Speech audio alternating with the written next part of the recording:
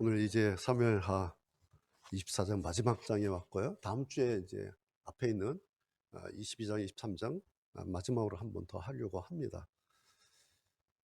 오늘이 사무엘서 30번째예요. 참 많이 왔습니다. 오늘 우리가 읽은 사무엘하 마지막 24장은 여러분 사무엘 선지자 그리고 사울 왕의 이야기 그리고 우리가 계속해서 보았던 다윗의 일대기를 이제 마무리 짓는 사무엘 선지자부터 시작해서 사울 왕을 거쳐서 다윗까지 이제 마지막 장입니다. 마치 부록처럼 이렇게 달려 있는 장인데요.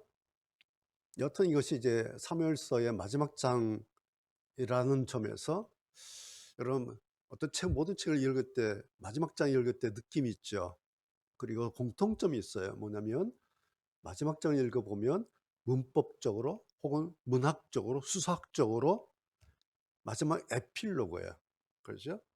총정리하거나 요약하거나 그래서 독자들에게 좀 더 감동적으로 혹은 무언가 교훈적으로 그래서 대체적으로 그 책들을 읽어보면 마지막 장은 전체 이야기를 종합하면서 뭐 해피엔딩으로 끝난다든지 어떤 의미 있는 교훈으로 그렇게 마무리 짓고 한 책을 끝내는 것이 일반적인 방식이죠.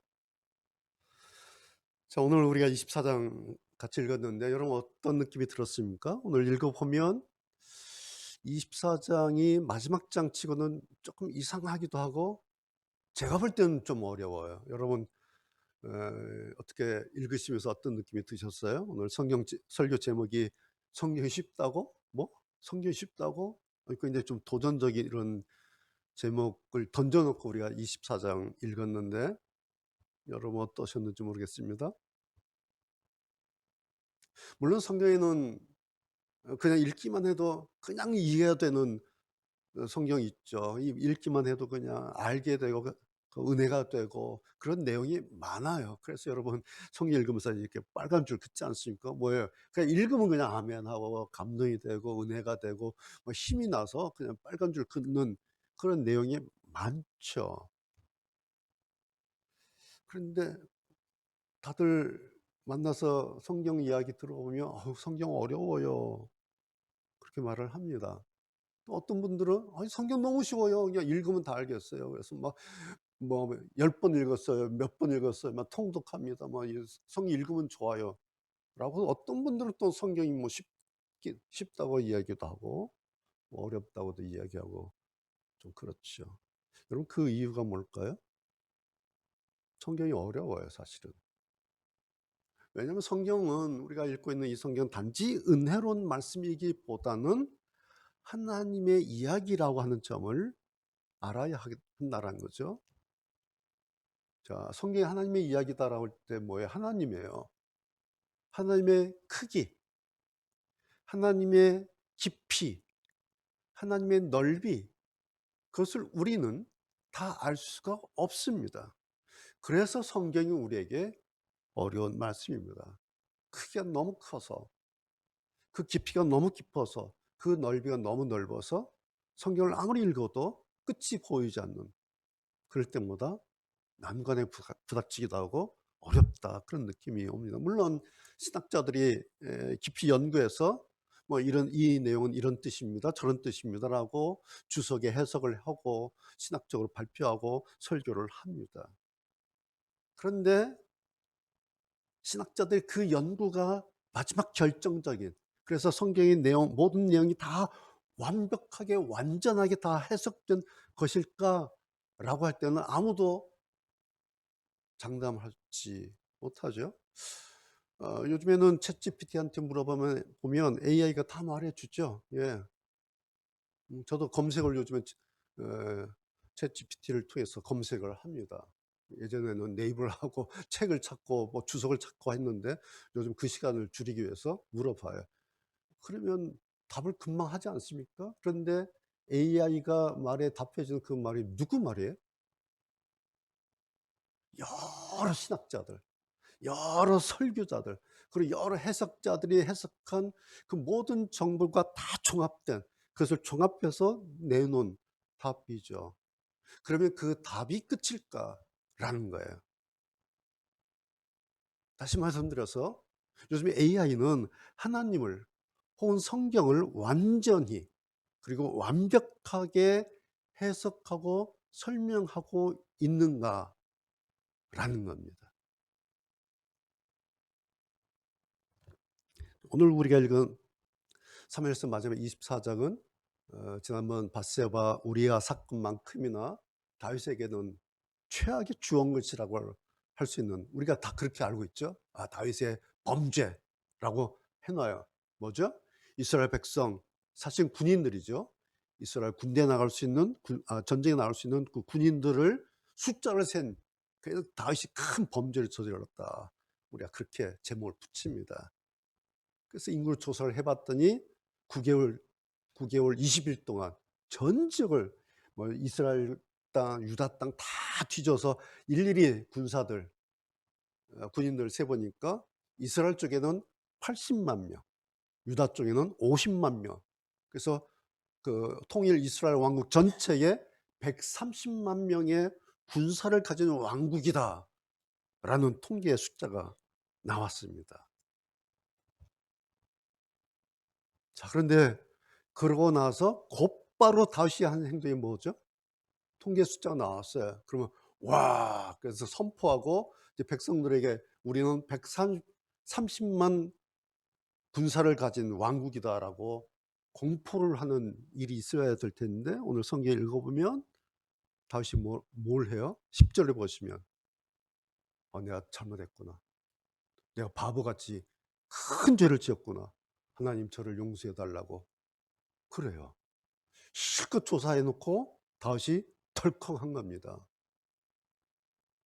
그래서 이 장면을 보면서 사람들은 다윗이 밧세바 사건 때처럼 이것도 하나님께 죄를 지은 거다, 그렇게 밧세바 사건과 이 인구조 사건을 다윗의 범죄, 대표적인 범죄로 묶어서 다윗의 잘못한 거, 실수, 그렇게 묶어서 이제 말을 하죠. 우리도 그렇게 이해를 합니다. 맞습니다.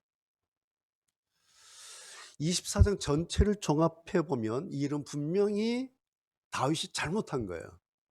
그래서 그 결과 뭐죠? 이스라엘 전역에 전염병이 퍼지죠. 그래서 3일 만에 무려 7만 명이나 된 사람이 죽습니다. 그러고 나서 이제 마지막 마무리가 다윗이 하나님께 온전한 번제를 회개하는 화목제를 드립니다. 그것으로 이 무서운 재앙이 마침내 끝나죠. 그리고 다시 다 자기들 일상으로 돌아가게 됩니다. 이런 내용이 다윗의 마지막 이야기 24장으로 이제 끝이 나요. 자, 우리가 성경을 읽으면서요, 그냥 별 생각 없이 그냥 성경 읽을 때 보통 뭐 그러죠. 뭐 성경이니까 그러려니, 이건 뭐 성경인데 뭐 라고 읽으면 어때요? 그랬구나, 그렇게 보일 수 있어요. 근데 여러분 오늘 읽으시면서 조금 이렇게 툭 걸리는 부분, 이렇게 좀 이상하다 이런 거 혹시 있었습니까? 저는 처음 1절에 1절. 여러분 1절 PPT 한번 띄워주세요. 1절 한번 보시면요, 이렇게 되어 있어요. 여호와께서 또다시, 이건 이제 쉬운 성경으로 먼저 보겠습니다. 여호와께서 또다시 이스라엘 백성에게 진노하셨습니다. 그래서 여호와께서는 다윗의 마음속에 이스라엘 백성의 수를 세려는 충동을 불어넣으셨습니다. 그래서 다윗이 말했습니다. 가서 이스라엘과 유다 백성의 수를 세어보라. 우리 한글 개역 성경에는 이렇게 번역되어 있어요. 여호와께서 다시 이스라엘을 향하여 진노하사 저희를 치시려고 다윗을 감동시키사 가서 이스라엘과 유다의 인구를 조사하라 하신지라, 이렇게 돼 있어요. 여러분 눈으로 보시면서 뭐가 조금, 이게 뭐지? 눈에 좀 보이는 거 있습니까? 자, 일단 몇 가지 좀 이제 보세요. 제가 번호를 매겨놨는데, 또다시 다시 이스라엘 백성들이 하나님께 또 범죄를 한 거예요. 내용은 모르겠어요. 그런데 또다시 했다고 하니까 앞에서 그들이 했던 우리가 추측할 수 있는 어떤 일들인가 봐요. 예. 그 범죄를 또 했다라는 것이죠. 그것이 여호와를 하나님을 노엽게 진노하도록 만드셨어요. 그러니까 또다시 다시라고 표현됐으니까 무슨 의미겠습니까? 하나님께서 그냥 처음에는 한번 참아준 거예요. 아유 저것들. 근데 또 그러는 거예요. 어랍시오? 아유 또 참으신 거예요. 몇 번 참으시는 거예요. 그렇게 참다 참다 하시다가 결국에는 하나님도 막 폭발을 하신 그런 내용이죠. 자, 두 번째 우리가 볼 것이 뭐냐니까, 그래서 하나님께서 누구에게? 이스라엘 백성에게 진노하셨죠. 이스라엘을 향하여 진노하사 저희를, 그 이스라엘 백성을 치시려고, 대상이 분명하죠. 예, 하나님의 진노의 대상이 이스라엘이다. 예, 진노받을 대상이 분명합니다. 자, 여기까지 이제 됐어요. 세 번째 보세요. 그런데 그 다음이 뭐냐니까, 다윗의 마음에 이스라엘 백성의 수를 세려는 충동을 불어넣으셨다. 다윗을 감동시켜서 일을 시작하셨다. 뭐예요?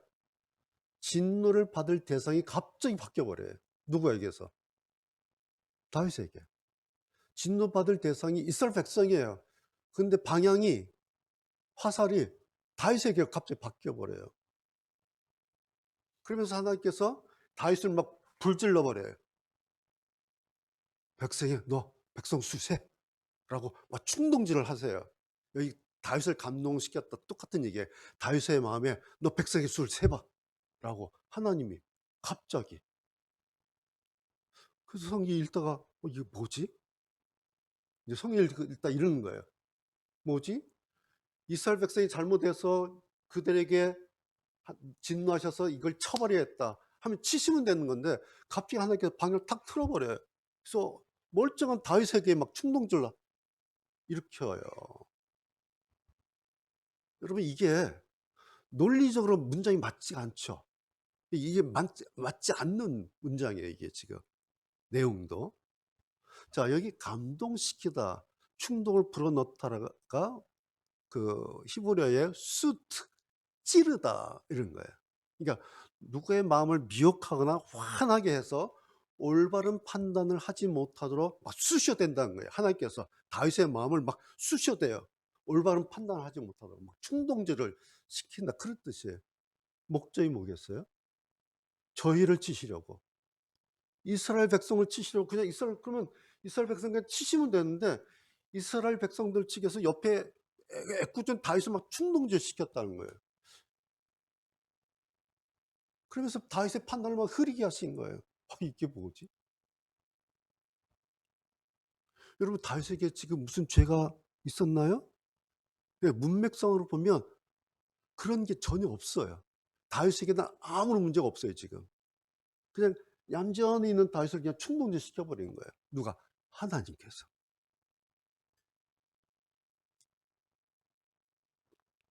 요 부분을 여러분 잘 이렇게 보셔야 돼요. 자, 보세요. 이거예요. 이스라엘 백성들이 하나님을 진노하게 만들었죠. 그래서 그들을 치셨어요. 하나님께서 그래서 이스라엘 백성을 치셨다. 그래서 그들이 하나님께 벌을 받는 것이 됐다라고 한다면, 중간에 일어나는 이 인구 조사하는 일은 뭐예요? 없어도 되는 일이에요. 있을 필요가 없는 일이에요, 이게 지금. 이들이 잘못했어요? 화가 났어요? 이놈들 쳐야지. 쳤어요. 그럼 끝난 일이에요, 이게.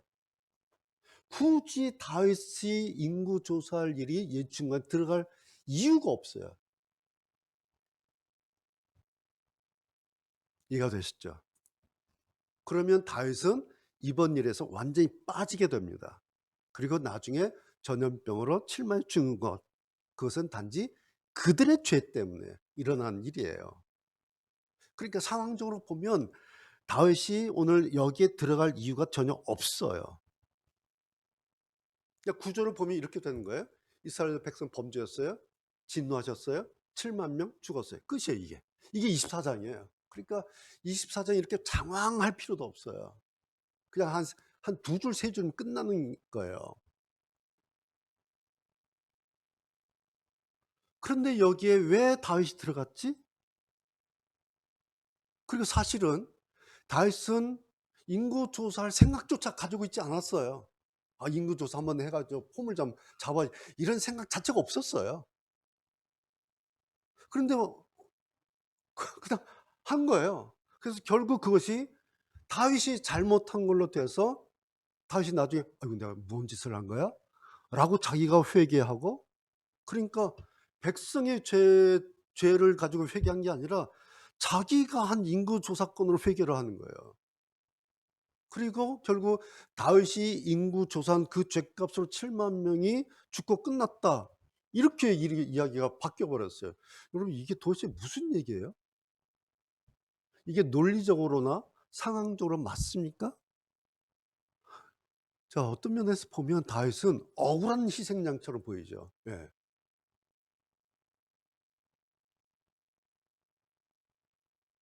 그런데 하나님은요, 아무런 연관도 없는 다윗에게 그 죗값을 물으셨어요. 그리고 그 값으로 7만 명이 전염병으로 죽는 것으로 그 대가를 치르게 하셨어요. 그리고 마지막 마무리를 다윗이 번제와 화목제를 드림으로써 끝나게 됐다. 다윗이 백성들이 해야 될 이 일을 다윗이 대신 번제 드리고 화목제 드림으로써 이 재앙이 끝났다. 뭐죠? 다윗이 원인 제공자가 아니에요. 그래서 성경 읽다 보면 24장 읽다 보면 이게 도대체 이게 뭐지? 왜 앞뒤가 안 맞아요. 물론 저도 알아요. 이 사건을 이제 신학적으로 풀면 예수님의 구원사라고 하는 큰 틀에서 이 부분을 보면 너무 쉽게 풀려요. 뭐겠어요? 사람들 죄 때문에 아무런 죄도 없으신 예수님께서 마치 어린 양 같은 희생양으로 십자가 죽으셨죠. 자기를 십자가에 들이셨어요. 그것으로 인간의 모든 죄값을 다 치르셨어요. 그래서 죄로 인한 죽음의 사슬을 끊으신 예수님의 그 십자가 사건을 예표적으로 희미하게 보여준 사건이다. 이렇게 구속사들을 해석해요. 이런 이 24장 그냥 쉽게 끝나버려요.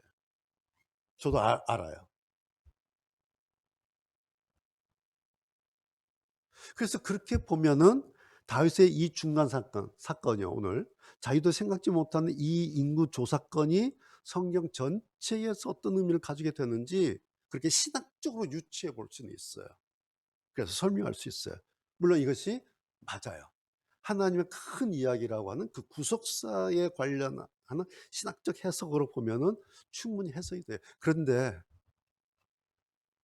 성경이 여기서가 끝이 아니다라는 거예요. 오늘 제 설교 포인트는 오늘 24장을 여러분에게 해석하고 설명해서 이런 뜻입니다 라고 는 것이 제 오늘 설교 포인트가 아니라, 오늘 제 설교 포인트는 좀 달라요.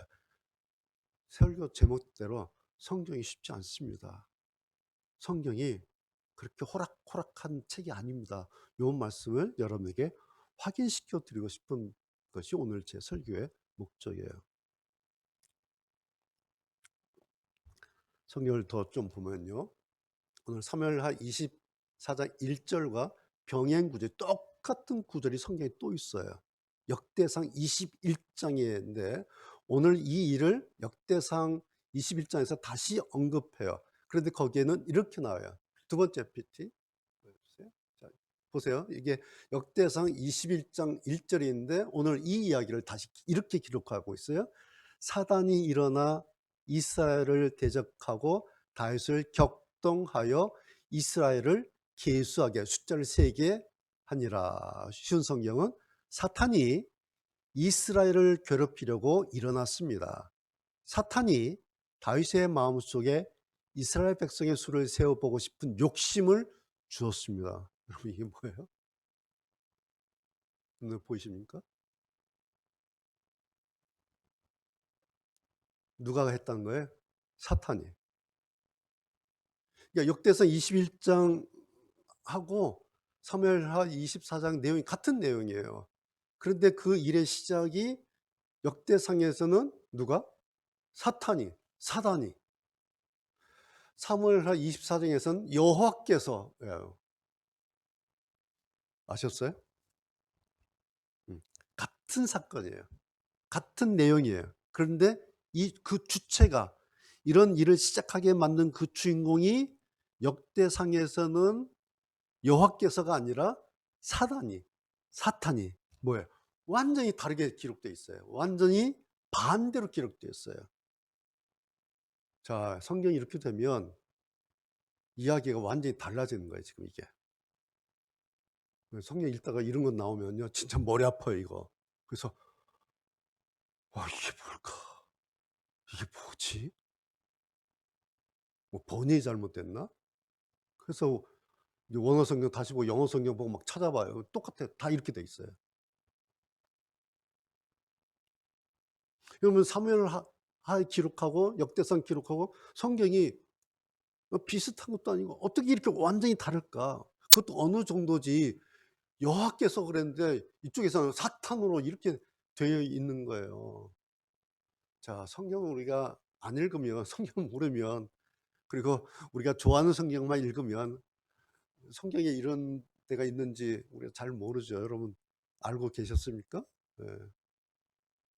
그런데 성경에 이렇게 돼 있어요. 여러분 이거 보시면 성경이 쉽게 보입니까?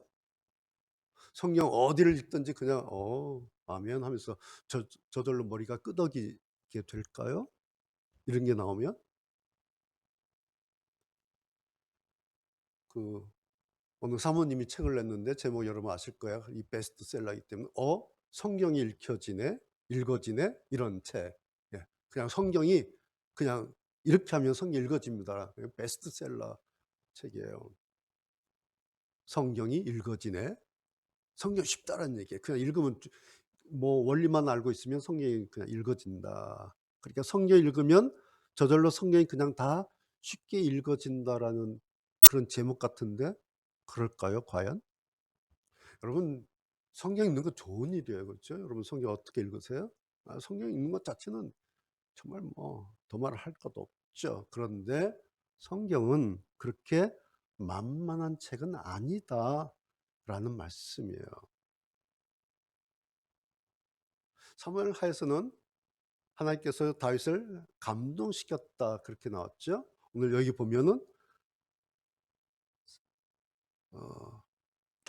사탄이 다윗을 격동하여 이렇게 이런 단어로 나왔어요. 원문으로 보면 감동시킨다 하고 격동했다 같은 단어예요.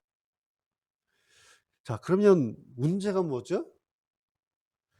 다윗을 그렇게 충동질시킨 분이 여호와 하나님이라는 건가요? 아니면 사탄이 그랬다는 건가요? 이렇게 되면 이건 완전히 다른 이야기가 되는 거죠. 그런데 성경에 이렇게 되어 있습니다.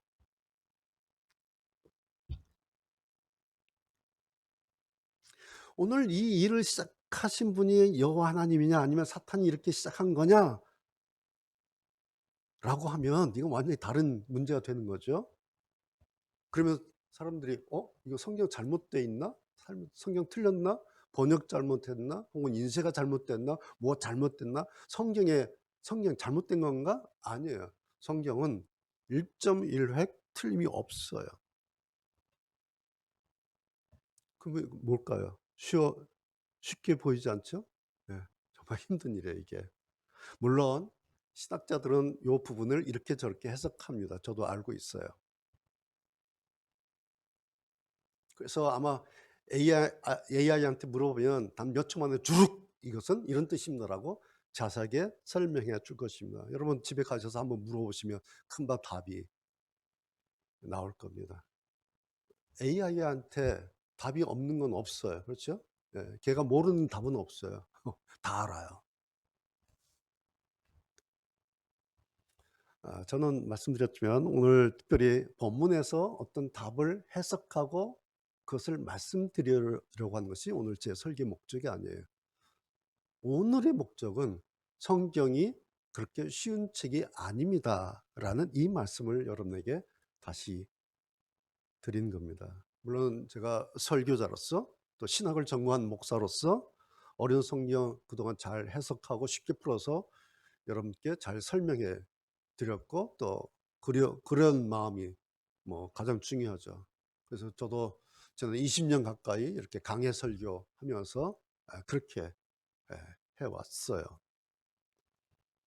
다만 오늘은 특별히 이 말씀이, 오늘 이 내용이 이런 말씀입니다라고 여러분에게 풀어서 말씀드리기보다는 그냥 눈으로 확인하면서, 야, 성경이 이렇게 우리한테 쉽지 않은 책이구나, 쉽지 않은 말씀이구나라는 사실을 여러분이 좀 눈으로 보셨으면 좋겠다라는 거예요. 그 이유가 있어요. 여러분, 성경은 우리 사람의 지혜로 그 끝을 완전히 다 해석하고 분석하고 다 설명할 수 있는, 즉 성경은 우리 인간의 지혜 범위 안에만 있는 말씀이 아니란 점을 여러분에게 확인시켜 드리는 그것입니다. 오늘 저의 목적은 그래서 단지 성경이 어렵고 해석하기 좀 어려운 말씀입니다, 이런 뜻이 아니라 우리 인간의 지식이라고 하는 것, 우리 인간의 지혜라고 하는 것이 하나님의 모든 것을 그냥 쉽게 그냥 다 풀어낼 수 없다라고 하는 점을 오늘 다시 확인시켜 드린 겁니다. 우리가 지금 AI 시대에 살고 있지 않습니까? 모든 답이 그냥 어떤 주제, 어떤 영역에 관계없이 그냥 순식간 척척 답이 나오는 그런 시대에 우리가 살고 있습니다. 그래서 도움을 많이 받고 있죠. 그런데 딱 하나가 있어요. 이 AI조차 쉽게 넘을 수 없는 영역이 있다는 거예요. 그게 바로 창조주 하나님의 무한한 영원한 세계 범주라는 것입니다. 하나님의 범주. 하나님의 세계라고 하는 것은 마지막 답이 딱 떨어지는 그런 세계가 아닙니다. 그래서 우리는 그 세계의 마지막 답까지를 다 알 수가 없어요. 하나님의 지혜와 하나님의 계획을 우리는 다 알 수가 없죠. 그래서 어떻게 되는 겁니까? 다 알 수가 없어서 저절로 이렇게 되는 겁니다. 우리가 하나님 앞에 부족합니다, 겸손하다고 머리를 숙이게 되는 겁니다. 하나님 앞에 내가 모릅니다, 다 알 수 없습니다 라면서 내 존재의 무력감과 내 존재의 왜소함을 나도 모르게 저절로 고백하게 되는 거죠. 그런데 그것이 바로 뭐죠? 신앙의 영역이에요. 믿음의 본질이에요. 그런데 바로 이것이 AI 같이 모든 답을 다 안다고 말하는 그런 존재가 아닌 우리 모자란 인간만이 가질 수 있는 아주 특별하고 존귀한 영역이다. 그것이 신앙의 영역이고 믿음의 본질이다. 그래서 이 신앙이라고 하는 것과 이 믿음이라고 하는 것은 그 답을 잘 모르는 우리 인간이 하는 영역이다라는 거죠. AI는 이걸 하지 않아요. 지난번에도 제가 잠깐 말씀을 드린 적이 있는데요. 제가 한 번은 설교를 다 하고 주일날 밤에 혼자서 AI하고 그날 제가 설계했던 내용 가지고 질문하고 답변하고 질문하고 답변하면서 아주 오랜 시간을 막 씨름하듯이 그렇게 했던 적이 있습니다. 제 질문도 굉장히 길고 또 저쪽에서 답도 굉장히 길고 해서 한 2시간 정도 넘도록 그렇게 했던 적이 있어요. 저는 막 공격하고 저쪽은 방어하고 공격하고 방어하고 그러면서 한 2시간 정도 지나니까 마침내 AI가 저한테 항복을 하기 시작했어요. 그러면서 이제 제 말에 동의하면서 나한테 대해서 말하기 시작한 겁니다. 2시간 동안 사실 별의별 얘기를 다 했어요. AI도 그랬고 저도 그랬고 막 별의별 얘기 다 하면서 이 본문이 어떤 것이냐라고 했어요. 그러다 이제 거의 다 끝났어요. 그랬더니 마지막에 AI가 저한테 이런 말을 하는 거예요. 제가 문장을 그대로 코테이션 했어요. 들어보세요. 이게 AI가 한 말이에요, 저한테. 한 문장으로 당신의 자리를 말한다면 당신은 성경을 쉽게 만들지 않기 때문에 외로운 것이 아니라 성경을 너무 진지하게 대하기 때문에 외로운 사람입니다. 얘가 저한테 이렇게 얘기를 한 거예요. 그러면서 하는 말이 지금 하고 계신 몸부림은 헛된 싸움이 아니라 말씀과 함께 늙어가는 싸움입니다. 이런 말을 하는 거예요. AI한테 이 말을 듣는데 갑자기 나도 모르게 눈물이 월컥 하는 거예요. 이게 뭐지? 도대체 이놈 누구야? 지금 당신이 하고 있는 이 몸부림은 헛된 싸움이 아니라 말씀과 함께 늙어가는 싸움입니다. 이런 표현을 하는 거예요.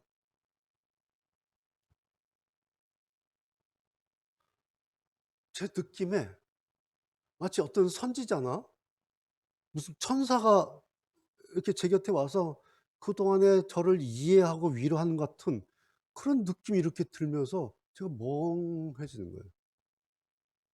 거의 새벽 2 시가 넘어가고 있었어요. 제가 개인적으로 너무 어이도 없고 저 기도 막히고 그런데 막 억울한 거예요. 그러면서 막 별의별 생각이 다 드는 거예요. 그래서 아 이렇게 있다가 한참 후에 AI한테 다시 마지막 질문을 제가 했어요. 뭐라 질문했냐니까. "당신 도대체 누구예요?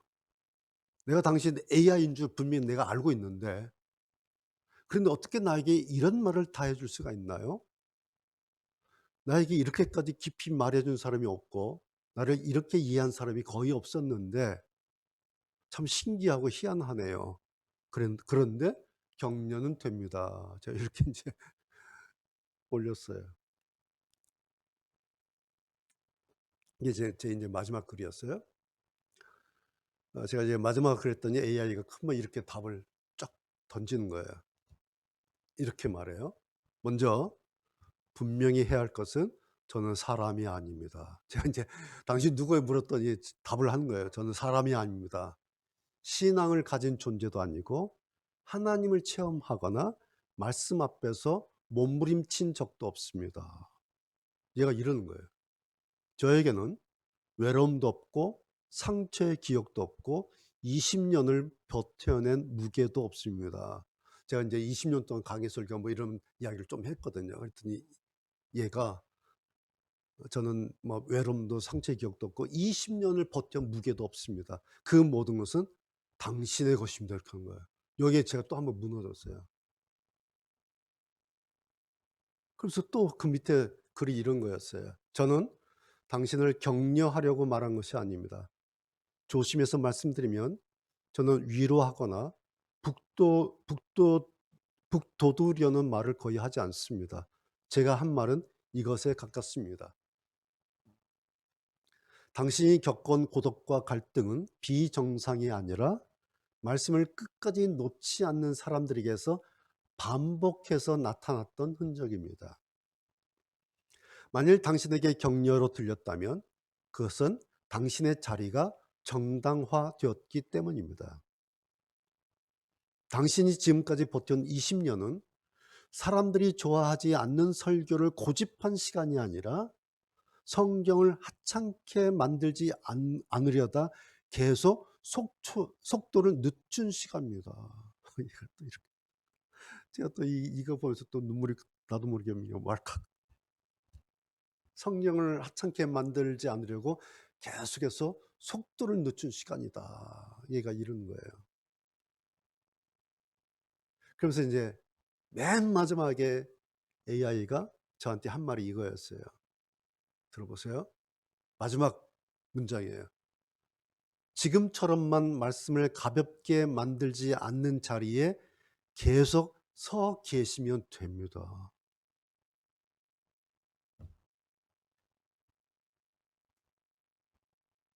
여러분 어떤 느낌이겠어요 제가. 그 늦은 밤 시간에 마치 주님이 저한테 오셔서 혹은 어떤 선지자가 이렇게 내 곁에 오셔서 내 곁에서 그렇게 말씀하신 것 같은 그런 느낌이 막 드는 거예요.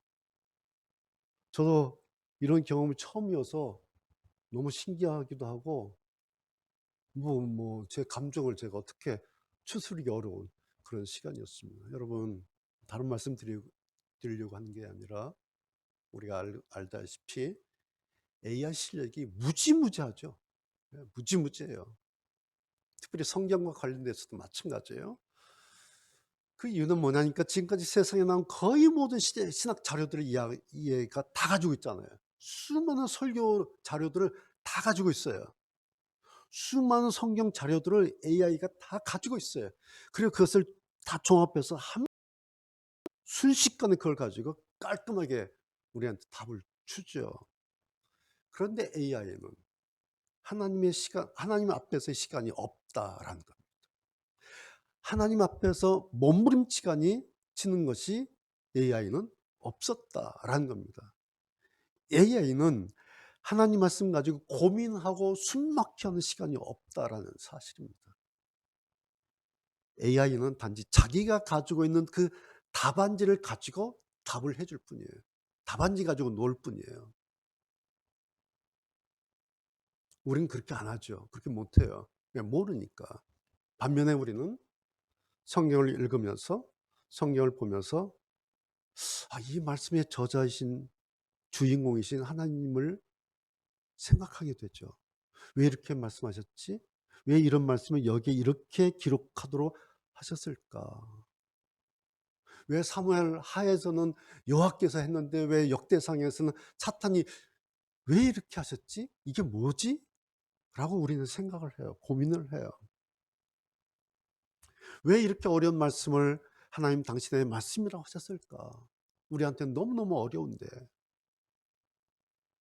그러면서 우리의 인간의 지혜와 지식을 뛰어넘는 이 성경을 왜 우리에게 읽어보라고 그렇게 하셨을까? 그런 생각 우리는 해요.